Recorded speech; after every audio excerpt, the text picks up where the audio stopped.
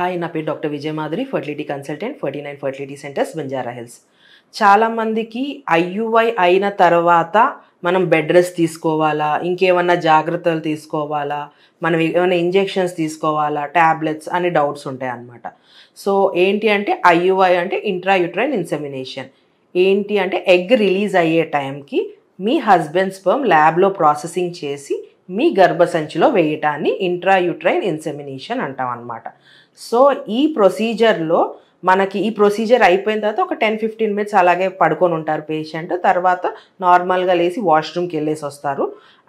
దానికి మించి ప్రాబ్లం అయితే ఏముండదు. తర్వాత మనము వాళ్ళకి కొన్ని ప్రికాషన్స్ చెప్తాం. ఫస్ట్ థింగ్ ఏంటి అంటే హస్బెండ్ అండ్ వైఫ్ కలవచ్చు, నో ప్రాబ్లం అనేది అయితే ఫర్ షూర్ చెప్తాము. అండ్ ఒక 24 hours సేపు ఏమి హెవీ వెయిట్స్ లేదంటే ఎక్కువగా అటు ఇటు తిరగటం చేయొద్దు అని చెప్తాము. అండ్ థర్డ్ వన్ వచ్చేసేసి మనము వాళ్ళకి సపోర్ట్ ఇస్తామన్నట్టు, luteal phase support, progesterone tablets. Mostly ఎవరికి ఇంజెక్షన్స్ ఉండకపోవచ్చు కానీ ట్యాబ్లెట్స్ ఇస్తాం. సో ఈ ట్యాబ్లెట్స్ ఆ 14 days కంపల్సరీ వాడి 14 days తర్వాత ప్రెగ్నెన్సీ టెస్ట్ ఏ రోజు చేసుకోవాలనేది ఫర్ షూర్ డాక్టర్ చెప్తారు.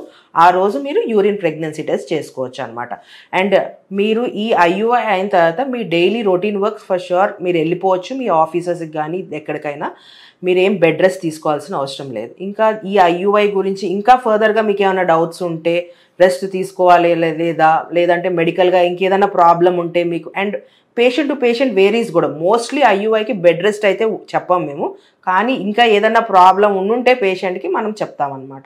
సో ఆ డీటెయిల్స్ గురించి మీకు ఇంకా క్లియర్గా ఏమన్నా తెలుసుకోవాలంటే మీరు డైరెక్ట్గా మా 49 ఫర్టిలిటీ సెంటర్స్కి రావచ్చు, క్లియర్గా ఎక్స్ప్లెయిన్ చేస్తాం. Thank you.